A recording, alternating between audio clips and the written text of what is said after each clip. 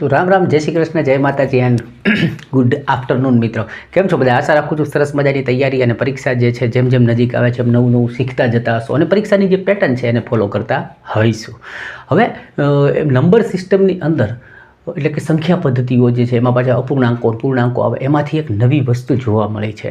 એ દાખલો જે છે આપણે અત્યારે શીખવા જઈ રહ્યા છીએ. હું એવું કહી શકું કે આ દાખલો લગભગ ગુજરાતની કોઈ ચેનલવાળાએ નહીં બનાવ્યો હોય, અથવા તો આવું મને વિશ્વાસ છે ત્યાં સુધી આવું કોઈ નહીં શીખ્યું હોય.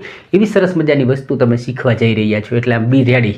અને બીજી વાત કરી દઉં કે એઝ ઇટ ઇઝ દાખલો ઉપાડવો કાયદેસર ગુનો છે, એટલે આપણે એઝ ઇટ ઇઝ દાખલો પરીક્ષામાં આવતો હોય એ ના ઉપાડી શકીએ, એની આજુબાજુમાં એમાં ચેન્જ કરીને મૂકવો પડે. ઓકે, નહીંતર આપણા ઉપર કેસ થઈ શકે એવો રૂલ્સ બનાવ્યો છે. જ્યાં સુધી પરીક્ષા ચાલુ હોય ત્યાં સુધી આપણે એનું એનાલિસિસ ઓરિજિનલ ના કરી શકીએ, એની આજુબાજુ રમી શકાય. ઓકે, તો આ વસ્તુ સરસ મજાની હું શીખવાડું છું, તમે ધ્યાન રાખીને શીખજો, કદાચ તમારે પણ કાલ આવી જાય. શું કહે છે કે એવો અપૂર્ણાંક દર્શાવો કે જેનો સંબંધ 1/27 સાથે એટલો જ છે કે 8/11 ને 8/9 જેટલો છે.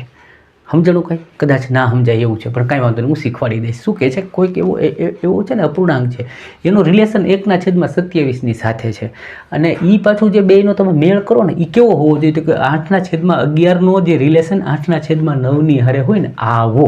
તો આવો તમારે અપૂર્ણાંક શોધવાનો છે. એટલે આપણને ખબર નથી તો શીખવા માટે આપણે સિમ્પલી થઈ જશે 10-15 સેકન્ડની અંદર, પણ શીખવાડવા માટે હું થોડુંક સમજાવું કે પહેલાં તો શું હોય કે ભાઈ આપણને એ અપૂર્ણાંક ખબર નથી, એટલે આપણે તો આપણા માટે આખો ABCDની અંદર એક વ્યક્તિ વૈદ્ય છે, ગમે એ પકડી લઈ, આપણે એને પસંદ કરી લઈએ. ધારો કે એક્સ છે, ત્યાંથી શરૂઆત કરીએ.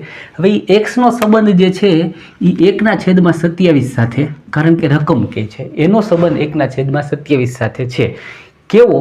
તો કે એ પાછો 8/11 ને જે રિલેશન છે એ 8/9 જેવો, આવું આપણને એને રકમમાં આપ્યું છે. એટલે આપણે એને પહેલાં તો આમ લખ્યું કે મને ખબર પડે એવી. હવે જુઓ હું શું કરું છું, આ 27 ને આ બાજુ લઈ જાઓ. ઓકે, એટલે અહીંયા આની સાથે ગુણાકારમાં 27/1 આવ્યું, એટલે અહીંયાથી આ વસ્તુ જે છે એને આપણે નિકાળી દીધી. ઓકે, આ 9 જે છે એને અહીંયા લઈ લો તો કે ભાઈ 8ની સાથે આ 9 ગુણાકારમાં આવી ગયા, અને આ 8ની સાથે 11, એટલે કે 11ની સાથે આ 8 ગુણાકારમાં આવી ગયા. આવું આપણે સરળતાથી એક સરળ રૂપ જે છે એ બનાવી શક્યા. ઓકે, હવે જુઓ, આ 8થી આ 8 ઉડી ગયા, અહીંયા 9 તેરી 27 બન્યો. આ 11 ને હું આ બાજુ લઉં તો 11 તેરીને 33, છેદમાં શું વધ્યું? 1, એની સાથે ગુણાકારમાં શું છે? x. પણ આપણે x જે છે એને તો શોધવાનો છે. આપણે શું કરવાનું છે? આપણે x કોને ધાર્યો હતો? તો કે એ જ તો અપૂર્ણાંક છે, એટલે xને આપણે આ બાજુ રાખીએ, શોધવાનો છે. એટલે તો આ 1 જે છે એ ઉપર જાય, 33 છે એ નીચે આવે. તો આ જે પ્રશ્ન અપૂર્ણાંકનો હતો, ઓકે, લગભગ નવો આવ્યો છે ને, ક્યારેય નહીં જોયો, ક્યાંય નહીં શીખ્યા હોય એ ટાઈપની પેટર્ન હું તમારા માટે લાવ્યો. એટલે મજા આવી હોય તો ચેનલ પર નવા હોય તો લાઈક સબસ્ક્રાઈબ કરવાનું બાકી હોય તો કરી નાખજો. આવું તો આપણે રોજ નવું લાવીએ છીએ, અને જૂનું તો ઘણું મૂક્યું છે આવું, કે જે આ લોકો શોધીને લાવે ને એને હું પાછો ગોતી આવું કે ભાઈ આપણો ગુજરાતી કાલ સવારે એમ ન કહેવું જોઈએ કે સાલા કિસીને મુજે શીખાયા નહીં. મારા ગુજરાતમાં કોઈ એવો ન નીકળ્યો કે બનાવ શીખવાડી જાય. એના માટે થઈને આપણે પણ મહેનત કરીએ છીએ. દાખલો ગોતવો, સાંભળવો, સમજવો, બનાવવો, પછી અહીંયા શૂટિંગ કરવું, શૂટિંગ કર્યા પછી એડિટિંગ કરવું, એડિટિંગ કર્યા પછી અપલોડ કરવું, મહેનત છે.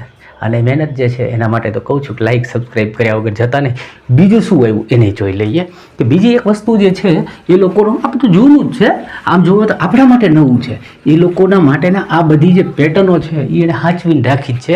એક બીજો જે પ્રશ્ન છે એ આજકાલ જોવા મળી રહ્યો છે. કેવો પ્રશ્ન છે? તમને એમાં થોડોક ચેન્જ કરીને આવે કે ભાઈ એક લંબચોરસની લંબાઈ જૂનો જ છે અને પહોળાઈમાં 20% હું વધારો કરું તો ક્ષેત્રફળ જે છે એ જૂના ક્ષેત્રફળ અને નવા ક્ષેત્રફળની અંદર શું ચેન્જીસ થાય? એટલે કે પેલા લંબચોરસનું જે ક્ષેત્રફળ હોય એ હોય શું? તો કે લંબાઈ ગુણ્યા પહોળાઈ. ઓકે, 20% વધારો. તો પહેલાં તો તમને એ આપણે બધાને ખ્યાલ છે 20% હોય શું? તો કે 1/5, એટલે 5 વધારો થાય તો એને શું કહેવાય? 6. ઓકે, તો હવે આપણે આ વસ્તુ જે છે એમાં આપણે શું કરતા જઈએ કે ભાઈ હું અહીંયા લખું છું આ સમજવા માટે કે ભાઈ આ જૂનું એટલે કે જૂનું ક્ષેત્રફળ. ઓકે, અને આ જે છે એને હું લખું છું નવું ક્ષેત્રફળ. ઓકે, લંબાઈ ગુણ્યા પહોળાઈ હોય, અને આપણે જોયું કે 20% વધારો એટલે શું થયું? તો કે ભાઈ 20% વધારો એટલે 1/5 હતું.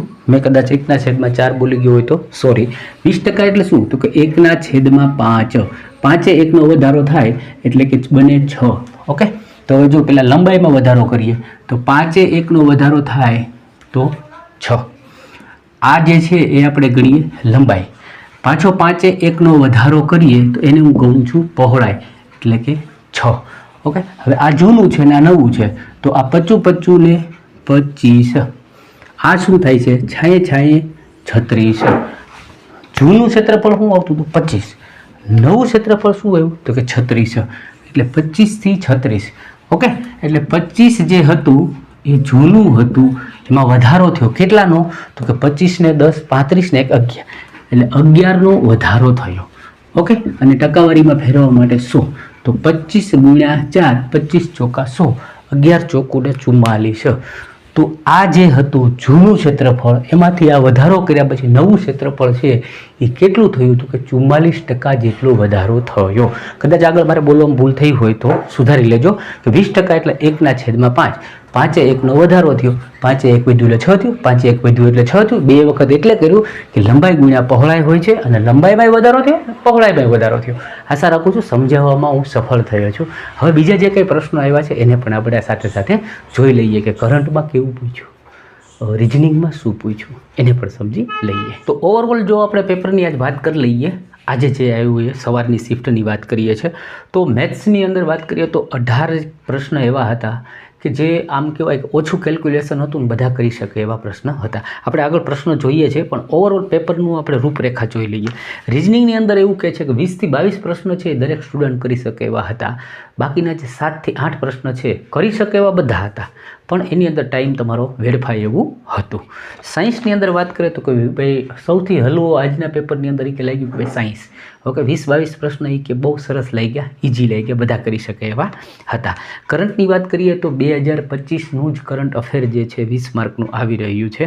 ઓકે, અને એમાંથી માર્ચથી લઈ અને આ હમણાં સુધીનું વાત કરી દો. કરંટની યારે છે ને ગઈકાલે આપણે AIDS દિવસ ઉજવ્યો છે, તો એની જે કંઈ જે લોકોને વાર છે પરીક્ષા દેવાની, બરાબર, આજે બીજી તારીખ છે, મારા ખ્યાલથી બીજી એ કદાચ કોમ્પ્યુટર સાક્ષરતા દિવસ હોય છે, હું જો ભૂલ ના કરતો હોય તો. ઓકે, એટલે એ આ 2 દિવસની ઉજવણીઓ જોઈ લેજો, આ લોકો પર પ્રશ્ન નાખી શકે છે.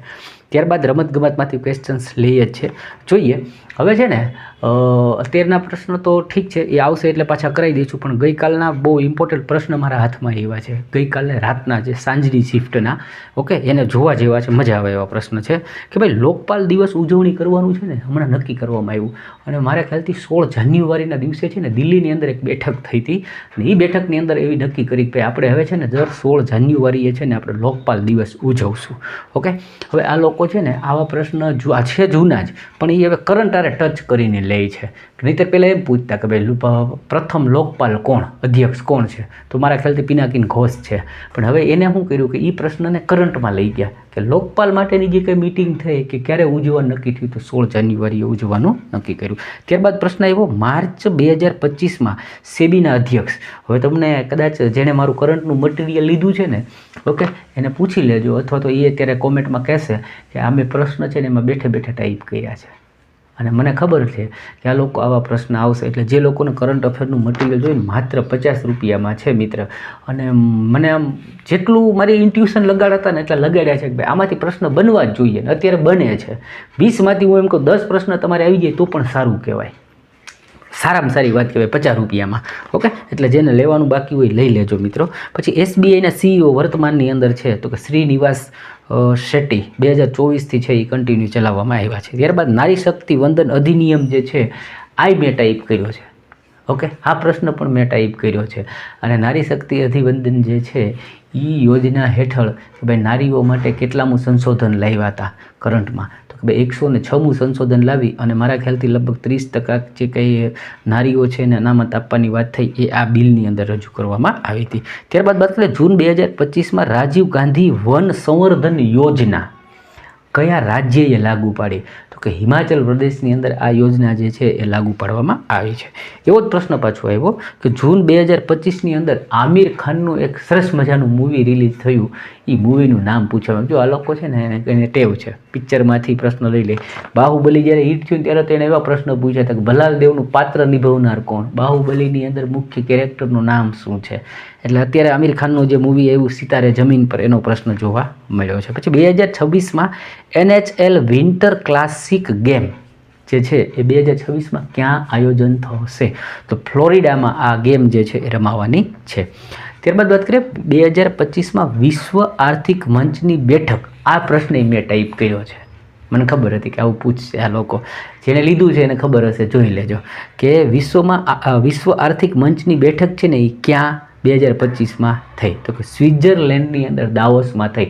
અને હું પાછું શું કરું ખબર છે કે આ તો ટાઈપ કરતો હોય ત્યારે મને એમ થાય કે પાછું આ બેઠકમાં કંઈક નવીનતા હોય તો ટાઈપ કરું, એટલે એ પ્રશ્ન એમને ટાઈપ ન કર્યો, પાછું એની થીમ બીમ હોય ને તો એ મેં રજૂ કરી હોય. જેમ કે થીમ હતું કે ઇંગ્લિશમાં હતી પણ ગુજરાતી કહે કે ભાઈ બુદ્ધિશાળી યુગ માટે બધાનો સહકાર જોઈએ, આવી થીમ રાખવામાં આવેલી હતી. પછી છે એક સુચ્ચા સિંહ છે. સુચ્ચા સિંહ જે છે ખેલાડી, એને મળેલો પુરસ્કાર નીચેનામાંથી કયો પુરસ્કાર આપવામાં આવ્યો છે, તો એને અર્જુન એવોર્ડ આપવામાં આવ્યો છે. આ પ્રશ્ન આ જ પરીક્ષામાં 3 વાર પૂછાઈ ગયો. ઓકે. પછી વાત કરીએ RBIના નિયમ માટે ખાતું ખોલવું અને ખાતાને પોતે, RBI નિયમ જે છે એનો નિયમ મુજબ કે ભાઈ ખાતું ખોલાવી શકે સેવિંગ એકાઉન્ટ અને એ ખાતાને પોતે હેન્ડલિંગ કરી શકે, એના માટે એણે ઓછામાં ઓછી ઉંમર કેટલી હોવી જોઈએ એવી માન્યતા ધરાવે છે. તો RBI તો એમ કહે છે કે 10 વર્ષનો હોય તો પણ એને સેવિંગ ખાતું જે છે એ સંભાળવા દઈ શકાય. ત્યારબાદ બતાવ્યું DRDO દ્વારા સ્વદેશી, પછી એક ફૂલ ફોર્મ નેમ આપ્યું હતું, એનું ટૂંકમાં મેં લખ્યું SAP. ઓકે, આખું લાંબુ નામ હતું. એની પ્રથમ ઉડાન પરીક્ષણ જે છે ને એ ક્યાં કરવામાં આવ્યું, તો એ છે ને મધ્યપ્રદેશની અંદર આ જે છે ઉડાન ભરવામાં આવી. ઓકે. ત્યારબાદ પ્રશ્ન જોઈએ સાયન્સના, કે જે પ્રશ્ન મેં બધા મારા મટીરિયલમાં સમાવેશ કર્યો છે ને એવા જ પ્રશ્ન આવ્યો. પ્રશ્ન આવ્યો ગોલ્ગી પ્રસાધન, બરાબર છે, ક્યાં જોવા મળે. ગોલ્ગી પ્રસાધન છે ને એ અંતઃરસ ઝાડ જે હોય ને કોષની અંદર, અંતઃકોષ રસ ઝાડ એની અંદર હોય. એ સરળ શર્કરાને જટિલ શર્કરાની અંદર ફેરવવાનું કાર્ય કરે અને સાથે સાથે એ લાઇસોઝોમના નિર્માણ માટે પણ જવાબદાર છે. અને કેમિલો ગાલ્ગી એના નામ, એણે આ શોધ કરી એના નામ ઉપરથી જ આને ગોલ્ગી અથવા ગાલ્ગી પ્રસાધન તરીકે નામ આપવામાં આવ્યું છે. આમાં પ્રશ્ન પૂછ્યો કે વો કહાં પે દિખતા હૈ, તો એ અંતઃકોષ રસ ઝાડની અંદર, અને એને ઇંગ્લિશમાં એન્ડોપ્લાઝમિક ઇન્ટ્યુશન એવો નામ વાપરે છે. ઓકે, પણ આપણે એનાથી મતલબ નથી.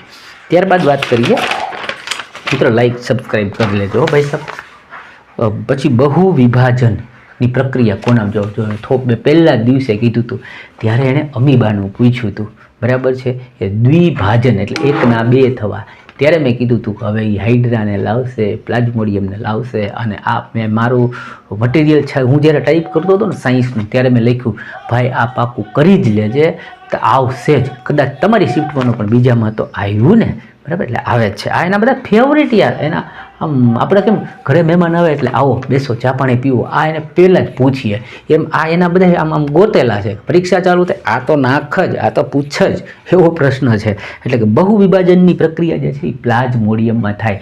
અમીબા શું કરતું હતું 1ના 2 કરે, આ શું કરે પ્લાઝ્મોડિયમ 1ના અનેક કરી દઈએ. એક જીવમાંથી એ ટુકડા થાય ને 50 ટુકડા બને, 50 ટુકડા પાછા સજીવ થઈ જાય, જીવતા થઈ જાય, એ બધાને પોતાનું એક શરીર મળી જાય, બધા પાછા એક જીવ બની જાય, એવું જીવ છે. ઓકે. પછી એવું ધ્વનિની પ્રતિધ્વનિ સાંભળવા માટે નીચેના કયા ઉપકરણોનો ઉપયોગ થશે, એટલે ધ્વનિની પ્રતિધ્વનિ એનું ઉદાહરણ તમને, એટલે એ પ્રશ્ન શું કહેવા માંગે, માનો કે મારા ધબકારા છે તમને મને નથી સંભળાતા, હું સ્ટેથોસ્કોપ લાવીને આમ રાખું તો કે સુનતા હે, સંભળાઈ જાય. દિલ ધડકતા હે, તો એ જે દિલ ધડકે એને સંભળાવે છે કોણ, સ્ટેથોસ્કોપ. તો ઓપ્શન હતો સ્ટેથોસ્કોપ. આવો પ્રશ્ન હતો, બરાબર. એટલે થોડુંક બુદ્ધિની વાત હોય કે આ હું પૂછો, દિલ ધડકતા હે તો સ્ટેથોસ્કોપથી. પછી જો મેં કાલે છે ને કાલના વિડીયોમાં સમજાવવા માટે મેં 10 મિનિટ બગાડી, શેની માટે, ગતિના નિયમો માટે. સવારે બગાડીને કાલ બપોરની શિફ્ટ અને સાંજની શિફ્ટ બેયમાં એ પ્રશ્ન આવ્યા. એ જ એક્ઝામ્પલ મેં શું કીધું હતું કે જ્યારે તમે બસમાં બેઠા છો, બસ અચાનક ચાલે અને તમે પાછળ બાજુ ધક્કો લાગે, તો આ નીચેનામાંથી ન્યૂટનની ગતિના કયા નિયમનું ઉદાહરણ છે, તો મેં કીધું હતું ને પહેલો નિયમ ઇનર્શિયા, જડત્વ. તમે આમ જડ થઈને બેઠા છો, ઓચિંતા લાગે એટલે તમારું શરીર એના એ સ્થાનને પસંદ કરીને પકડેલું રાખે અને ઝટકો લાગે. ઓકે, એટલે આવું થાય છે ગતિનો પ્રથમ નિયમ. પછી એવો રજિસ્ટરનો દાખલો. રજિસ્ટર એટલે કે ભાઈ આપણે કહીએ ને અવરોધો, આમ શ્રેણીમાં અવરોધ ગોઠવેલા હોય તો કે ભાઈ બે અવરોધ એનું જે છે 2ની કેપેસિટી છે, એકની 5ની છે, એકની 7ની છે, બધા શ્રેણીમાં રજિસ્ટરો ગોઠવવામાં આવ્યા છે. તો છેલ્લે કેટલો એ બધા ભેગા થઈને અવરોધ, તો શ્રેણીમાં હોય તો સીધો સરવાળો હોય, અને જો પેરેલલમાં હોય, બરાબર, સમાંતર રીતે ગોઠવેલા હોય તો 1/1 પહેલાનું વેલ્યુ, 1/2 બીજાની વેલ્યુ, 1/3 ત્રીજાની વેલ્યુ, બધાની વચ્ચે સરવાળો કરી અને એનું સમતુલ્ય છેલ્લે ટોટલ કેટલું એ અવરોધ આપી શકે એમ ગણી શકાય. ઓકે મિત્રો, તો ઘણું બધું તમારા માટે મેં લાવ્યું, સમજાવ્યું, માહિતી આપી. હજી જે કંઈ આવશે ને એને આપણે આફ્ટરનૂનમાં લઈશું અને તમને હેલ્પ કરીશું. ઓકે, તો તમે સરસ બધાની તૈયારી કરતા રહો અને બધા સફળ થાઓ એવી શુભેચ્છાઓ સાથે મળીએ બીજા વિડીયોમાં. ત્યાં સુધી આવજો.